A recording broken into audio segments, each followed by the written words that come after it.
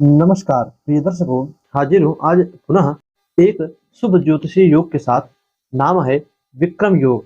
यह योग कुंडली में कैसे बनता है, तीन चार प्रकार के सूत्र हैं जिनसे कि यह कुंडली में घटित होकर बनता है। साथ ही साथ यह मेष लग्न की ही कुंडली हो तभी नहीं, हर प्रकार के लग्नों पर यह घटित होकर बनता है।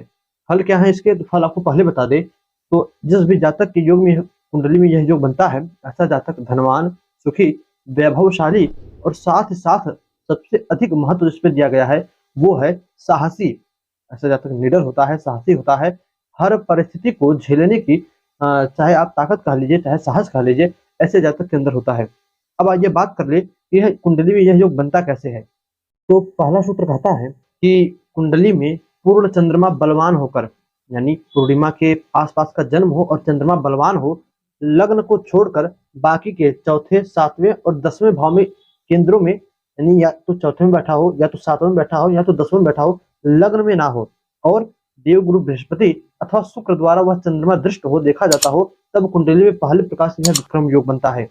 वहां समझिए, लग्न को छोड़कर चंद्रमा पूर्णिमा की हो, बलवान हो, चौथे भाव में, सातवें भाव में या 10वें भाव में बैठा हो और चंद्रमा शुक्र द्वारा या देवगुरु बृहस्पति द्वारा दृष्ट हो, देखा जाता हो, तब पहले तरीके से यह विक्रम नामक योग बनता है।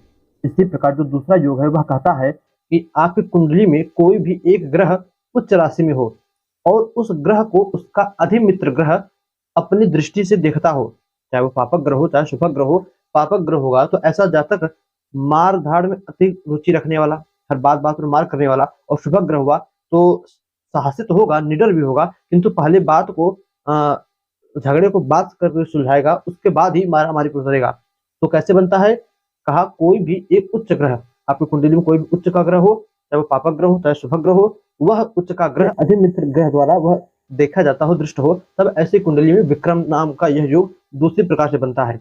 इसी प्रकार जो तीसरा सूत्र है वह कहता है कि जन्म कुंडली में बलवान शुक्र, सबसे बलवान कुंडली में शुक्र हो और वह शुक्र 11वें या 12वें भाव में बैठा हो, तब भी कुंडली में विक्रम नामक योग बनता है। दर्शकों अपनी कुंडली देखिए, शुक्र कहाँ पर बैठे हैं, 11वें भाव में या 12वें भाव में, और बलवान है कि नहीं यह देखकर, किंतु शुक्र से बलवान कोई और ग्रह उस कुंडली में ना हो, शुक्र सबसे बलवान हो और कुंडली के 12वें या 11वें भाव में बैठा हो, तब यह विक्रम नामक योग बनाता है।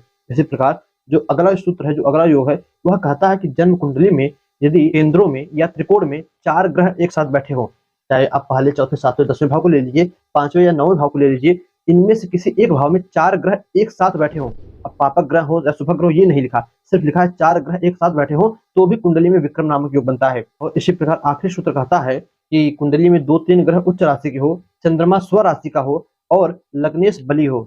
पुनः समझिए, लग्न को नहीं, लग्नेश बली होना चाहिए।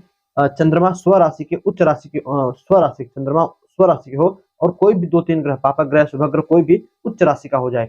3 ग्रह उच्च राशि के हो, चंद्रमा 4 नंबर की राशि में हो और लग्नेश बलवान हो, तब कुंडली में यह भी विक्रम नामक योग बनाता है। ऐसा जातक राजा के समान, राजा के समतुल्य अपने जीवन यापन करता है और जैसा जैसा फल बताया पहले, साहसी, निडर होता है, धनवान होता है, लोगों का मान सम्मान पाने वाला होता है।